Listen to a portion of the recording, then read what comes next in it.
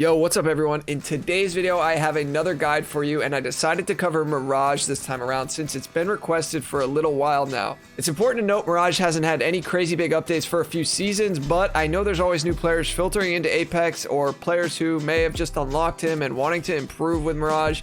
And so this video will be for you. I posted some pretty wild gameplay with him from the other day, and it seemed like people wanted to know how I was pulling this off with Mirage, so I figured I'd cover it in a more in-depth guide. Now, I've got a ton of gameplay here to showcase all of his abilities, and then I will get into practical scenarios of when and how to use those abilities. I will also give you all of my tips and tricks to bamboozle some of the best players in Apex. So without further ado, let's get into it. Oh wait, before I get into it, some people who are maybe loyal viewers may be like, why is this guy making a Mirage guide? But listen guys, the views are down across Apex, and guides for my channel seem to be the only thing that's doing well. So if you guys want to see gameplay, then click on my channel because I've posted gameplay, but it doesn't seem to be doing that well. So now let's get into the guide. The first thing to go over is Mirage's passive. He has 3 passives technically, but they all revolve around him going invisible. So Mirage goes invisible for a few seconds once he's been knocked. He's also going to send out a few decoys that are also knocked to help prevent him from getting instantly eliminated once he's been knocked.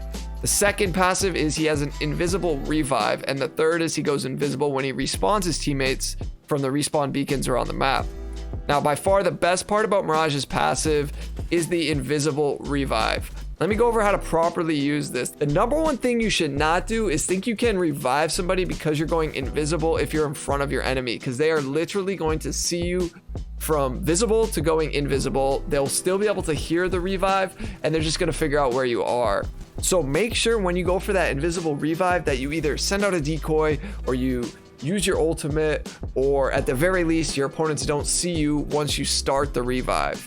Now, if they walk into you while you're doing the revive, although you're invisible, they're not going to be able to move. It's going to be like they're walking into some sort of invisible thing that's stopping them. So they'll put 2 and 2 together to figure out, yeah, okay, this is the Mirage, along with the sound that's going on, and you'll be dead. So just try to practice that in the right scenarios. I'll get into that a little bit more later on in the video. All right, now let's cover Mirage's tactical called the Psych Out, which sends out a decoy of Mirage. The tactical has a 15-second cooldown, and you are able to activate the decoy to mimic your movement by pressing down on the D-pad if you play on controller, or whatever key you have it set to if you play on mouse and keyboard. The decoy will last for 60 seconds, however, releasing another decoy will remove the previous one. The other way a decoy can be destroyed is if it takes 45 damage. Now, this was updated at the beginning of Season 7 where they added 45 HP to each decoy. I say 45 damage with quotation marks though, because unlike every other thing in this game that takes damage, the decoys do not have damage markers. So they will just disappear once you've destroyed them. And if you want to know the best times to use your tactical, the answer is always. The fact that Mirage's decoys are only going to bamboozle an enemy a small portion of the time makes me feel like I always should be sending out decoys, or at least having a decoy follow me. If you are about to go into a fight, send out a decoy. If you have to reposition to heal, send out a decoy. The goal should be to always try to bamboozle your opponents so you can try to get the jump on them. For instance, if I think an enemy is anticipating I will attack from a specific angle, I will send out a decoy in that direction, make them waste a clip of ammo on shooting my decoy, then I will appear and try to get the first shots of them while they are reloading or they're forced to swap to their secondary weapon. Either way, I'm forcing an advantage on them. You should try to confuse them with which one you actually are. This has been increasingly easier to figure out, especially for the more experienced players, because Mirage hasn't been changed since Season 5. However, at times, even some of the best players can and will still get bamboozled. In Season 8, they added footstep audio back to the Mirage decoys, and this has helped confuse players tremendously on which one is the real Mirage. The footstep audio on decoys, funny enough, is basically better than normal footstep audio. And in buildings or condensed areas, it really makes it hard to see and hear who is the real Mirage. A couple other things I should add to Mirage's tactical is he is the only legend that can use his tactical while he's flying in the air.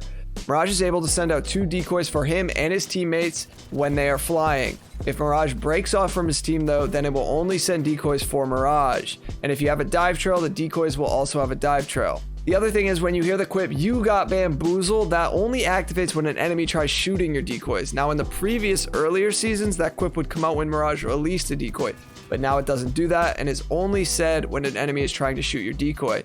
So that can also give you kind of a heads up like, hey, there's an enemy there, they're trying to shoot my decoy. Before I get talking about Mirage's ultimate, which is called the Life of the Party, do me one favor and slap that like button for the YouTube algorithm. Now let's talk about his ultimate. It's on a 60-second cooldown, which is one of the lowest cooldowns for an ultimate in the game, and this should incentivize you to constantly use it. I encourage you to use it in a very similar manner as you use his tactical. When you're looking to close the gap to your opponents, decloak and surprise them. When you're low on health and you need to buy some time to heal, decloak and reposition. As I said before, with the addition of the footstep audio to the decoys, it does make it hard to figure out who is the real Mirage if, and this is a big if, you don't see the Mirage decloak. In order to figure out who the real Mirage is, you just need to look for the Mirage to flash white and blue for a second, and that will basically be the transition from Mirage using the ultimate and you being able to figure out who is the real one. His ultimate will last for about 12 seconds before the decoys start to disappear.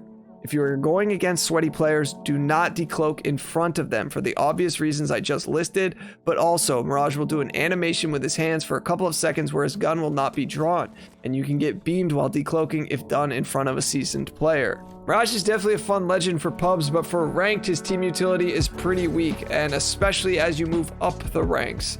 Respawn has acknowledged in the past that Mirage is a tough legend because every time they update him, he can be strong at first, but over time people start to figure out who the real one is and he becomes increasingly weaker. So the devs have also acknowledged that they are fine with him never being up there with some of the legends in the competitive meta or high level ranked.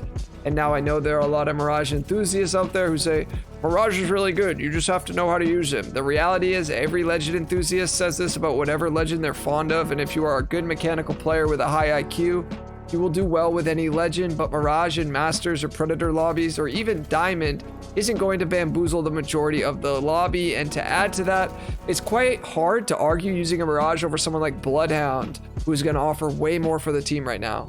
So I give Mirage a solid C or B tier right now. However, I still play him quite a bit and do enjoy playing him.